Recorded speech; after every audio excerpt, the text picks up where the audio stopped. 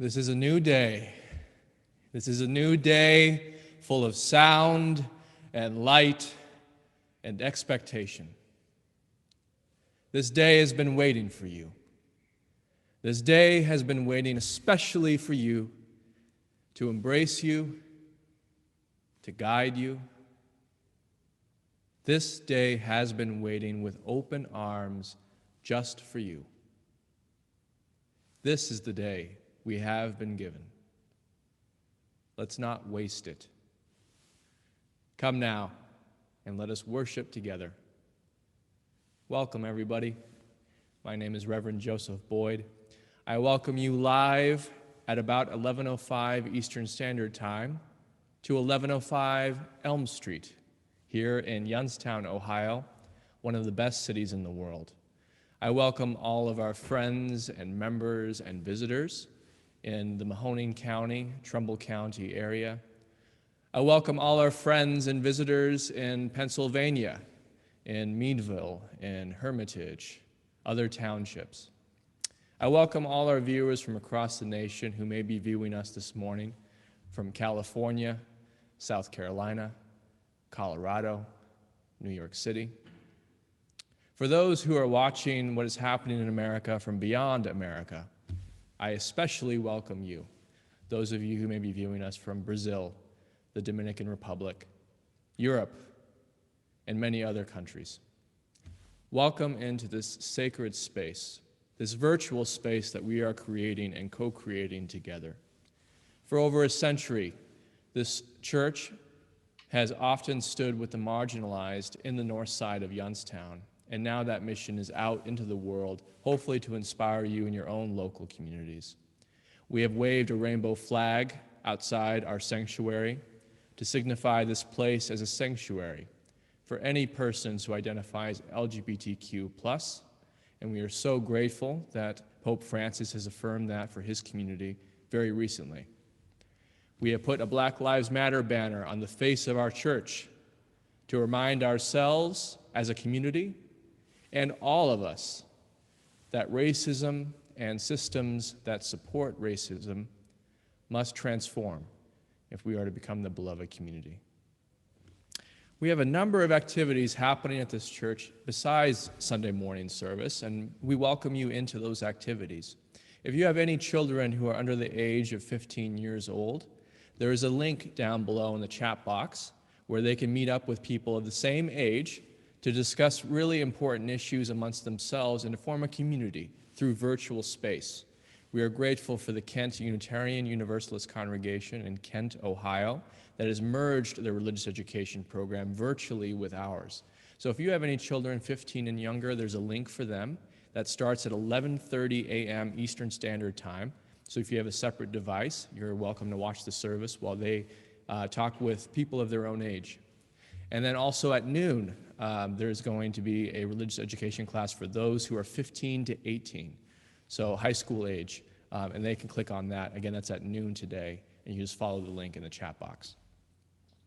I welcome all of you to a very, very important conversation that's going to take place after the talk back in this same room at noon p.m. Eastern Standard Time, approximately.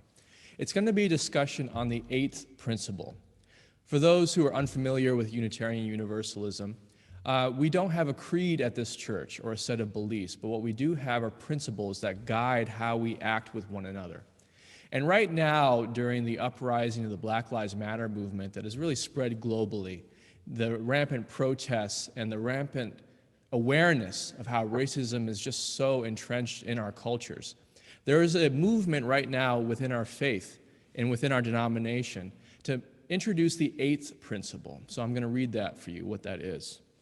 We, the member congregations of the Unitarian Universalist Association, covenant to affirm and promote journeying toward wholeness, spiritual wholeness, by working to build a diverse, multicultural, beloved community, by our actions that accountably dismantle racism and other oppressions in ourselves and our institutions. So Unitarian Universalist churches across the country are being asked to consider this principle as one of the principles of this church. And we are going to do that as UUYO, and that begins with a conversation with all of you. So please join Gary Davenport, our lay minister, who will be facilitating that conversation today at noon.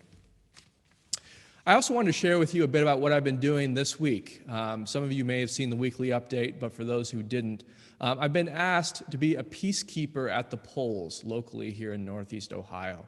I've been asked by the League of Women Voters, as well as an organization called Unitarian Universalist Justice Ohio, basically to wear my stole and show up at the polls to ward off voter intimidation in case people come and try to threaten voters or give misinformation about what is required to vote, and in more extreme cases, to be a presence of peace in case militia are present. So I want to share that with all of you. It's what I've been doing this week during early voting, and I will be there actually all day during Election Day. So I just wanted to share that with you, of an example of the way that our church lives our mission out in the world. And I'm very proud to be able to do that on your behalf. And let's see, today at 7 p.m. there's going to be a meditation. So for those of you who are seeking your center during this time, I welcome you to join us. Linda Scharf, who's a Tibetan Buddhist practitioner, will be facilitating that. It's going to be on this channel today, 7 p.m. Eastern Standard Time. You're welcome to meditate from your home or wherever you happen to be in a community virtually with each other. And I also wanted to mention there's going to be a book club reading on November 18th at 7 p.m. They're going to be reading a book called The Jefferson's Bible. So many of you may have heard of this. It's actually quite short, less than 100 pages. It's an interpretation of the Bible from a former president and the ways that we might be able to look at that and for myself actually be very critical of some of the omissions that were made. So you can join that conversation on this channel. It's going to be Wednesday evening at 7 p.m., November 18th, and that's welcome to everybody. And now, for our final announcement, we're going to go to Lisbeth for our stewardship update. Thank you, Lisbeth. Hi, everyone. I'm Lisbeth White over in Meadville, and our pledge drive, which we've been running for the last month, officially ended yesterday. I'm going to give you an update of the drive. I'm going to tell you a little story, and then I'm going to tell you what we're going to do, and I really, really need people to pay attention. So the update is we have received 30 pledge commitments from 36 members or friends, totaling about 75, probably 76,000 at this point. Our goal is 140,000. That is just what it takes. We've had the same goal for several years running. So we are still about, we're a little over halfway, but we have a long way to go. What I want to do is I want to shout out to folks who have pledged. We've had at least 4 new pledges. People who've never pledged before have made a pledge. Thank you, thank you, thank you. Many people who've pledged have raised their pledges as much as by 100%. And again, thank you. Like the theme of our drive is carrying each other through. It's exactly what we're called to do right now in this time of like such precariousness. So anyway, thank you, thank you, thank you. We need to hear from the rest of you. This should have ended yesterday and we're not there. And so here's the little story I want to tell you. I want to tell you a story of a young man who grew up in the pretty amazing state of Oregon, complex state, but also pretty cool in a lot of ways, who on his own personal journey migrated over to New York City to pursue a career in acting, fell in love, met his wife, and also somehow along that way answered the call to ministry. Felt so moved by social justice, just by human justice, that he felt called, no, I'm blanking on the name of it, to go out to that Standing Rock, you know, just to really stand with the Native Americans, seeking their own rights. Went on to serve one of the biggest Unitarian Universalist churches in the country in Tulsa, Oklahoma, and then answered his first call to be a settled minister at our church. That same man right now, by now you know who I'm talking about, as of this morning, does not know if he has a job on January 1st, 2 months from today. So that's kind of the stark reality. The pledge drive, it's something we have to go through. We have to raise this money. But right now, it's like kind of we can have a minister or we can maybe hold on to our building. And that's it. So we really need to hear from the rest of you. So here's the plan. We're not asking anybody to do anything they can't do. The pledge drive is not about, you know, putting yourself into poverty to pay a pledge. It's about all of us coming together and contributing to whatever degree we're able. Wednesday from 6:30 to 8:30, the stewardship team, and I ask you, please, please, please turn your ringers on. If we've not heard from you, or if you might have pledged, but somehow you did not get an acknowledgement from us that we got your pledge.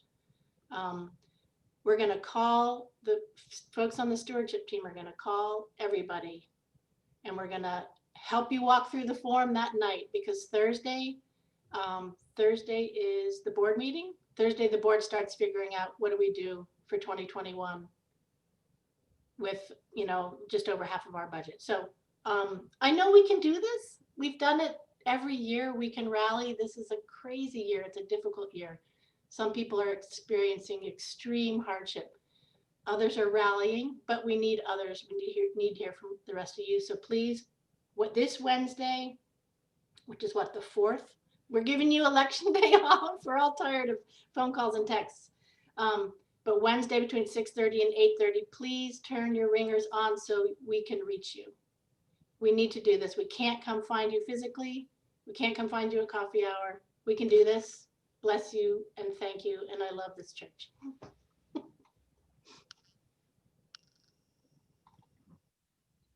Good morning. What does it mean to be a people of healing?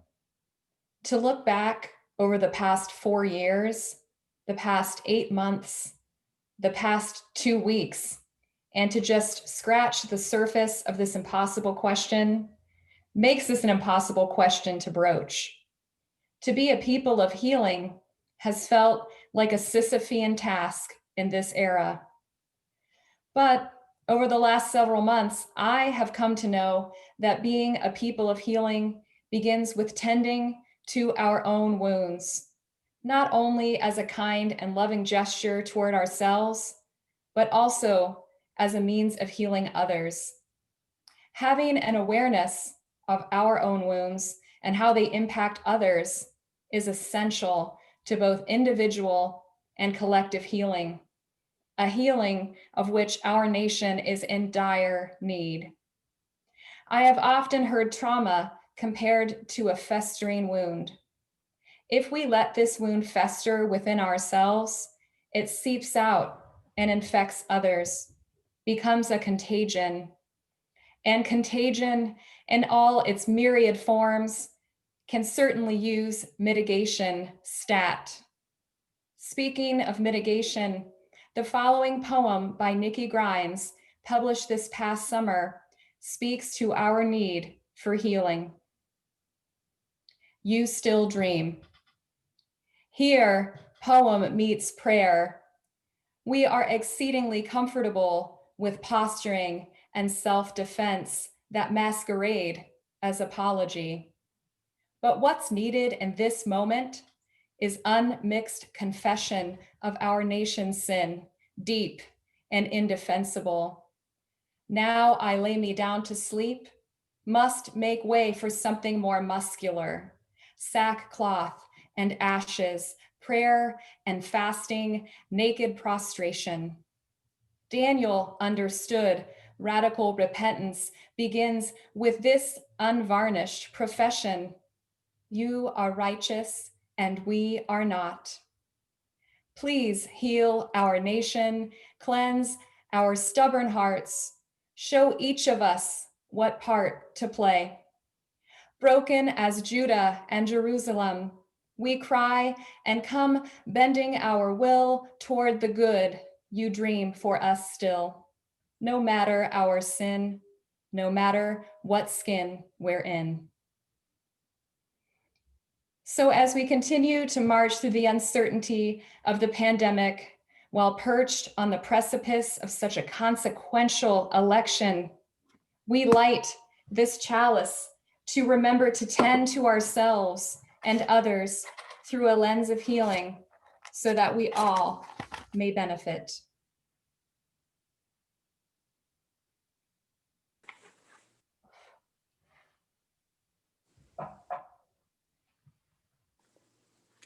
Please join me in the reading of our covenant. Love is the spirit of this church, and service is its law. This is our great covenant, to dwell together in peace, to seek the truth in love, and to help one another. Each month we give to an organization that supports transformation in our community, which is the heart of our mission. In our church's historical commitment to the well-being of our community, we give 100% of our offering to those in need. UUYO's Give Away the Plate recipient for November is the Midlothian Free Health Clinic. The Midlothian Free Health Clinic is located inside First Presbyterian Church of Youngstown and provides medical services to individuals in need of care. The clinic believes everyone has a right to quality medical care provided by health professionals who treat patients with dignity, respect, and compassion. The clinic believes people are more than their diseases. They are individuals with unique histories, values, and character. The clinic believes that medical providers must be more than technicians. They must be healers of the mind, body, and spirit. To treat only the physical illness will not solve the problem in the long run. The approach of the Midlothian Free Clinic centers on the fact that healing is a team effort, and physicians, medical and non-medical staff, and patients must all work together in order for healing to occur. The clinic provides hope for the hurt, healing for the suffering, medications for the sick, and treatment for people who are ill. The clinic is open the second and fourth to Thursday evenings from 6 to 10 p.m. In a time when access to medical care is so important, Youngstown is fortunate to have an organization like the Midlothian Free Health Center available to provide services and support to residents who need it. We will now receive the offering which supports the life of this community and Mahoning Valley and the wider world.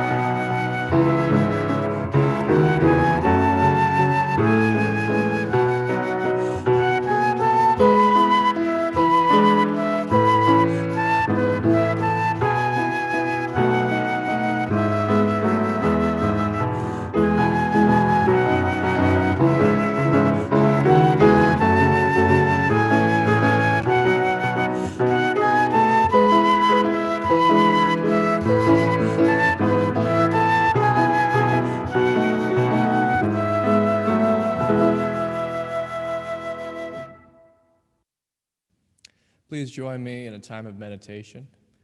You're welcome to do this as you are. So if you're sitting, lying down, walking and listening, just pay attention to your breath and the way that breath feels in your body as we breathe together.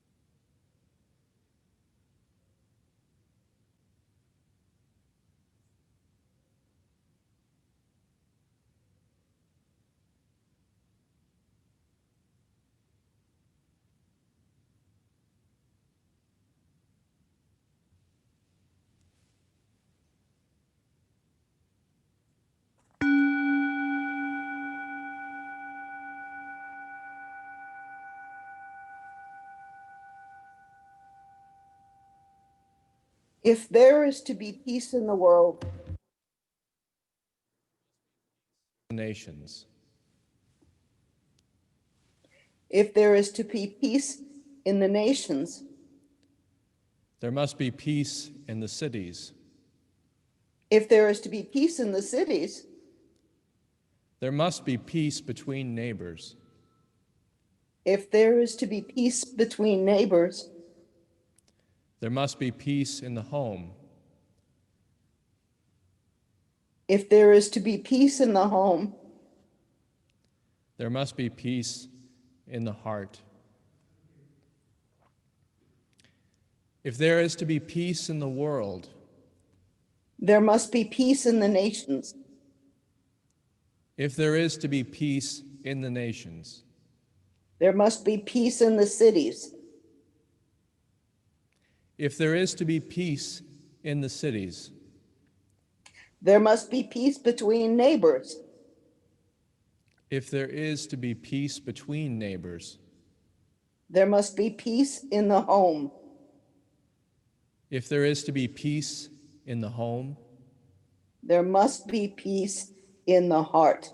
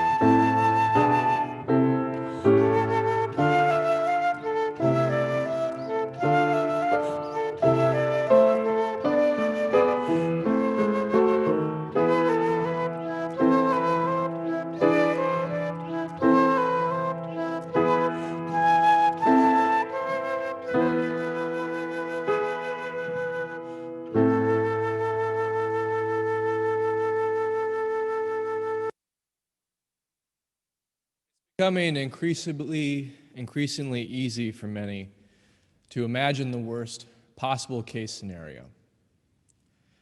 I've had more than one person say they've been considering once again the possibility of leaving the country, leaving somewhere before it's too late. Other than the border closures due to COVID-19, I sympathize with the instinct to avoid difficulty. I sympathize with the very real desire to want to avoid danger. The trouble is, even if we leave this land, the danger and difficulty will follow us as long as we live with humans somewhere on earth. The decisions that are made in this country this week and over the next few weeks will shape the entire world, not just our nation. The problems at this moment seem insurmountable. A rampant healthcare crisis, growing economic inequality that was already unequal for generations,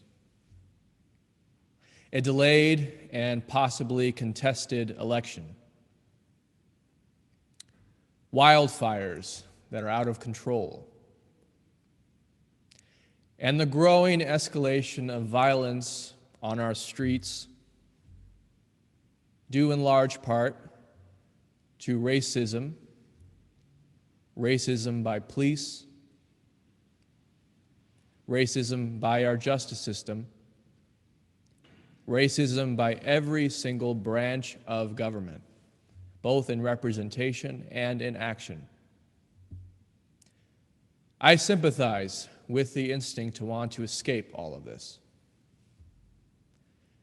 I don't know any person who would choose these circumstances exactly to be the circumstances that we are being asked to grapple with as a nation and as individuals. I think that the instinct to run or avoid comes from the imagination. It comes from imagining the worst. Fascism, the death of democracy, the legitimization of inequality. I think that many people are craving for a simple answer to an increasingly complex and interconnected nation of diverse individuals who are all fed up for various reasons. It is crushing to see how our institutions of government, banking, and justice have consistently failed more often than protected. It seems there's a tension now that has been there all along, but is now exposed and out in the open between the institutions which are charged to represent the people and the people that have grown far too impatient for empty rhetoric and broken promises.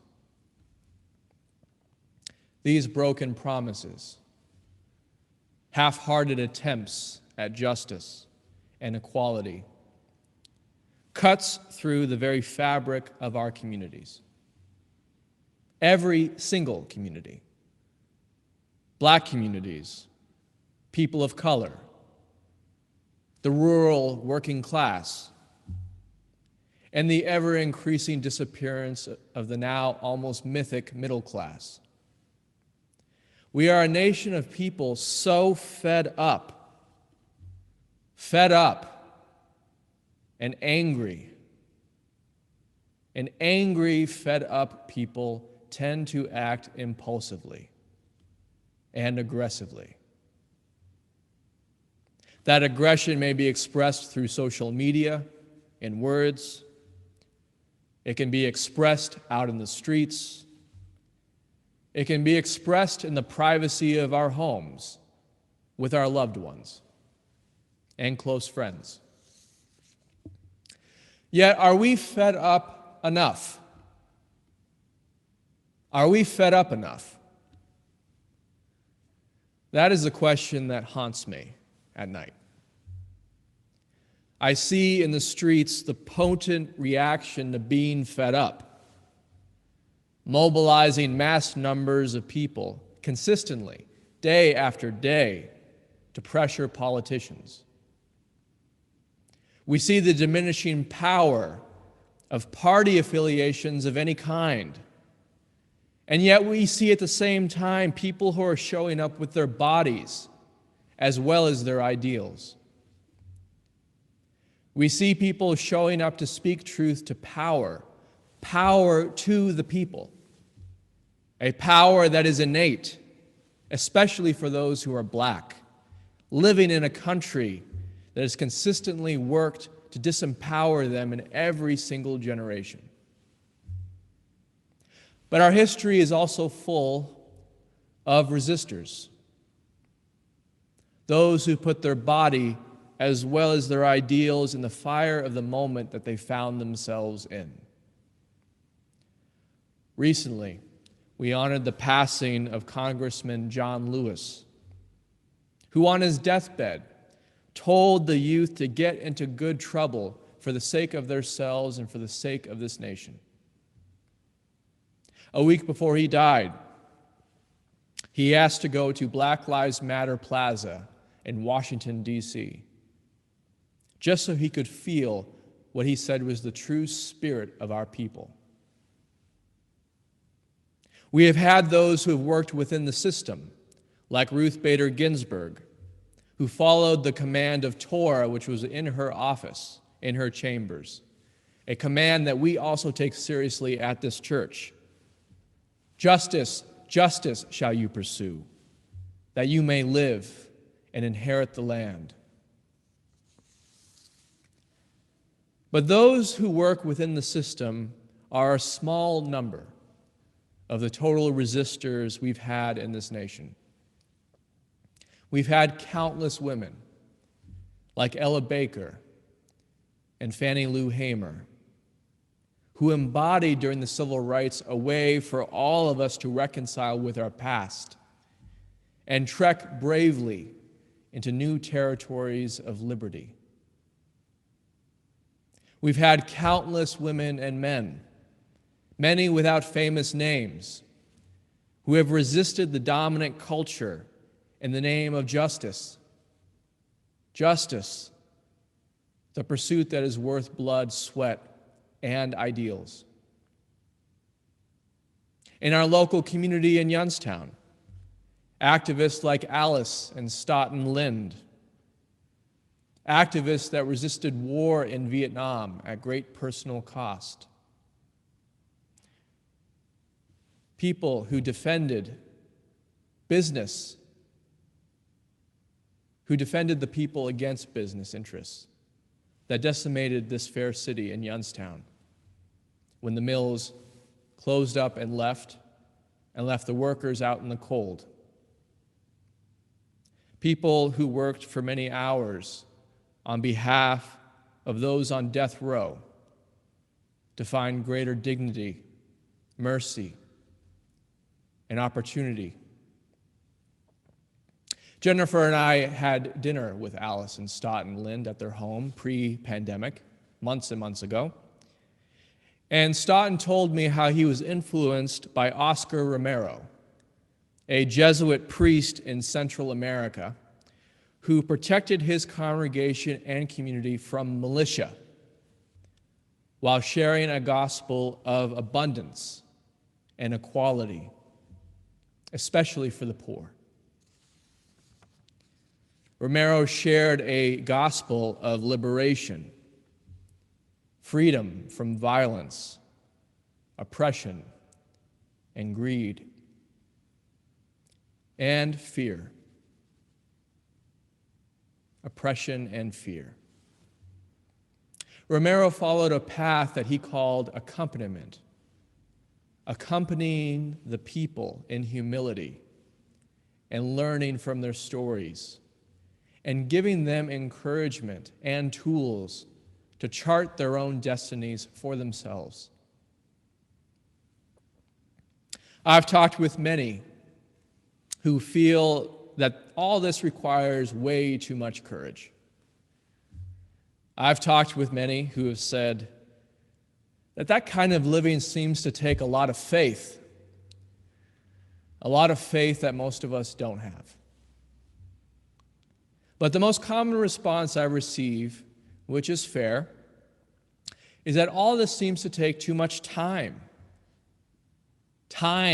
that we don't have. But I think that this is a mistaken assumption, an assumption that is being questioned in this time. It's actually the opposite. We can't afford not to. I continue to take comfort from the gospel, which says that if you have the faith of a teeny tiny mustard seed, you can move mountains. Just something small. Something small. What we think is small is actually something very, very large. Something actually even maybe beyond measure. But to see this takes imagination. Not a huge imagination, just a small amount.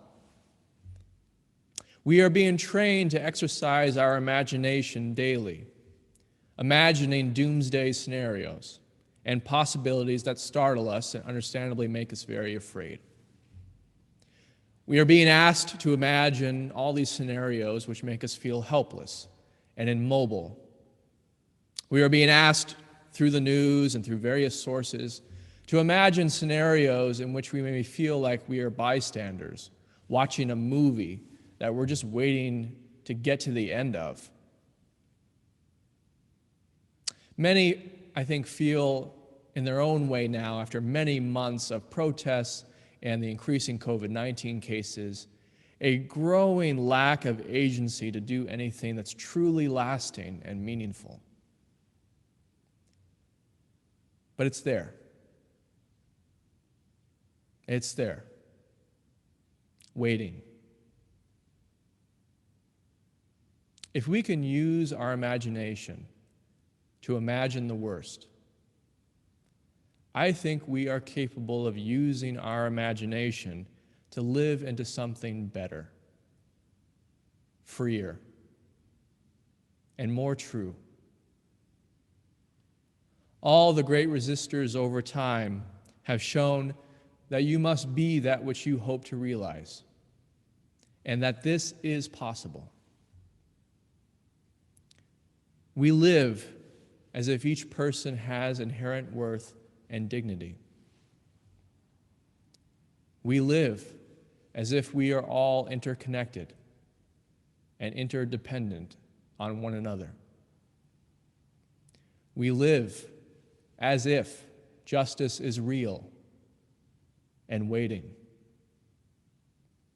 We live as if love is real and waiting.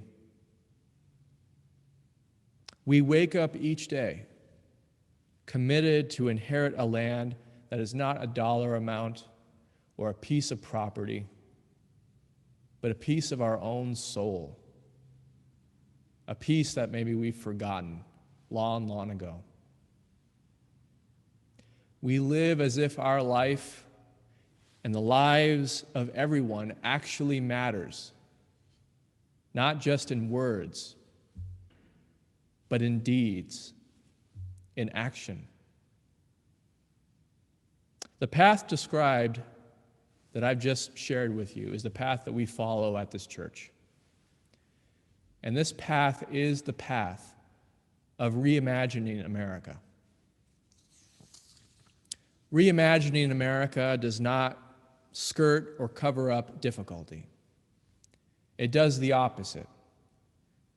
It uses these difficulties as the path. Instead of seeing these great difficulties as mere matters for conversation, discussion, tweets, and Facebook posts, We see these difficulties as the fuel for our living, part of our purpose, and part of our life. Living with this kind of imagination, though we may be resistant at first, is actually not very hard. And it gets much easier when you do that in community, even a virtual community like this. We can start with ourselves, living as if our life matters. Then we branch out to include our family and loved ones, living as if their lives matter. And from there is no end to how far that we can branch out and how big our life can become. Some people may be wondering why we focus so much on the margins at this church. Why do we do that? Why do we spend so much time in every sermon and every service talking about the marginalized based on race, sexual expression, class? Why do we do that? We do this because this is the path of reimagining our lives. We have been conditioned to think of some people as living at the margins of our city, the margins of our nation, the margins of our families, the margins of our state, the margins of our economy. We imagine these people who are living at the margins of the power structure of this civilization. By focusing on the margins, however, we discover something very powerful and important. There is no such thing as the margins. We co-create that illusion together. And our systems co-create that illusion for us. That our civilization is only meant for certain kinds of people. Those on the margins are actually at the center. They are at the center of our lives. For real, not metaphorically. They are at the center of our living. And when we awaken to that, when we see that truth, the margins only exist because we see there is a lack of imagination. There actually is another way. And that other way is available to us right now, right here in the circumstances that we find ourselves in. It just takes a small choice. Will we live into this? Will we live as if those on the quote-unquote margins are the center of our living? I'm telling you, from experience, that is a very wide and spacious and beautiful path to follow. There's lots of room, and I need lots of room. I need that freedom, and it is wide and spacious. Many think that living a life in pursuit of justice must be very hard. I'm here to tell you it's actually much harder to live a cramped life. A life cramped by ideas and misconceptions that stem from a lack of imagination.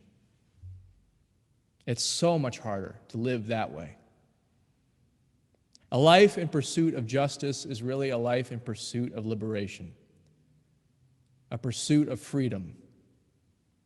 When we free ourselves from assumptions that limit our potential and the potential of our nation, we all benefit. But I think that this is much more than just an idea. It's a practice. It is a practice of living as if. As if. I think that peace is only possible when we learn to make use of difficulty, not when we seek to diminish, skirt, or minimize it. I don't think we can have real peace by escaping circumstances. I'm not saying that this isn't appropriate necessarily to sometimes protect yourself and your loved ones, especially if you're targeted and vulnerable. I'm not saying that. But even then, in exile, in safety, the circumstances will need to be included and integrated into the center of our living. This, for me, is the true meaning of peace. There is nothing and no one that we have to shun or run away from in order to be fulfilled. Nothing. Nobody knows what the weeks ahead will hold for us. That is the truth. And we don't know what will be asked of us. And we don't know what we will feel compelled to do in that moment. But without a vision, I'm afraid we may be a group of individuals running every which way, with no real direction or purpose. There is another way, a way that was embodied by our teachers in this nation. Ella Baker, Fannie Lou Hamer, John Lewis, Allison Stoughton Lind, countless others that go unnamed, Ruth Bader Ginsburg, who are there in spirit and in history to support us at this very moment. And they tell us something I think very important. Be with it. Be with it. Accompanying those in distress with grace, especially if that person in distress is you, accompanying yourself. Be with those who are afraid and offer imagination, offer wonder, offer commitment. Just a small amount, a possible humane amount for yourself, will go a long, long way. In many ways, my commitments have not changed significantly in the last 5 years. Even before this presidency, before COVID, before protests on this scale, my commitment has been to be with those who are considered quote-unquote marginal, but who really are the center of our living. To live with some imagination of what could be and live as if. I've done this during different political climates. I'm living it currently, and I plan to continue to live it as long as I have breath. There is a peace in that for me, a kind of consistency no matter what.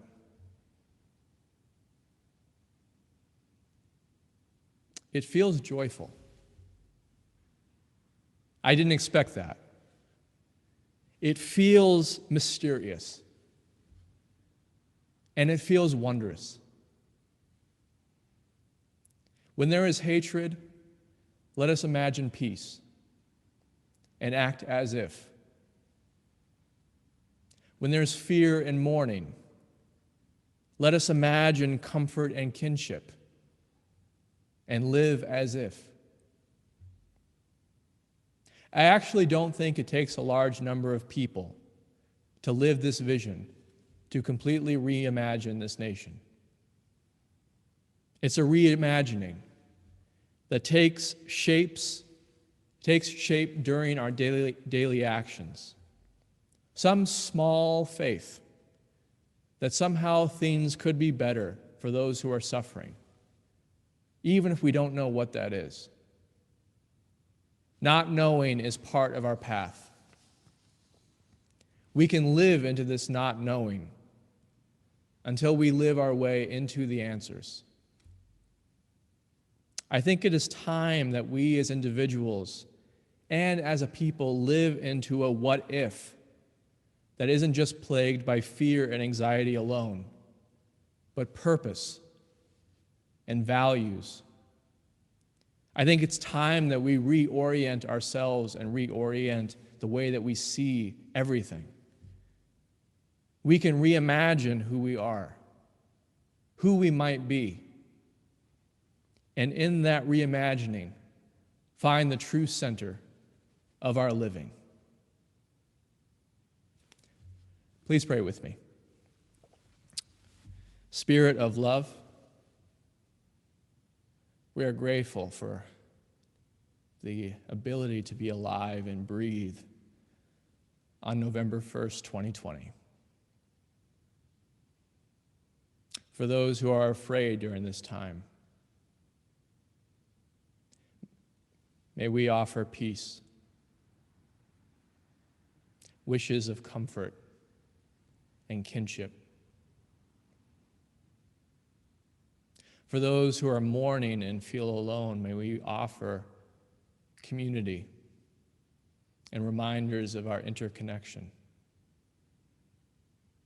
For those who are fed up and sick and tired, may we show up and accompany those, especially if those people are ourselves.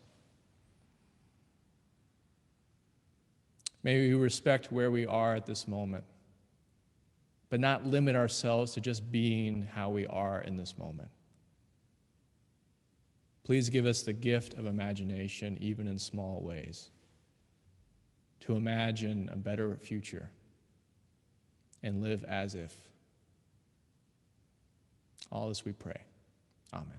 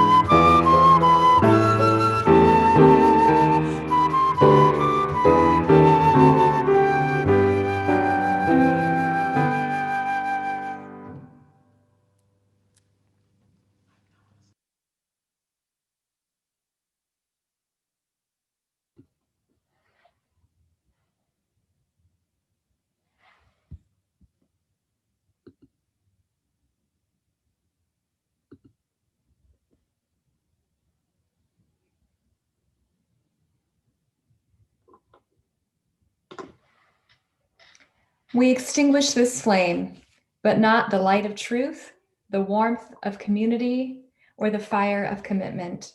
These we keep in our hearts until we meet again.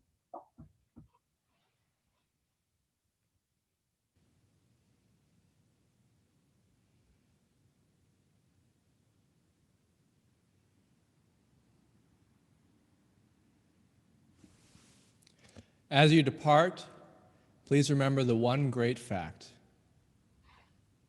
you are loved and never truly alone.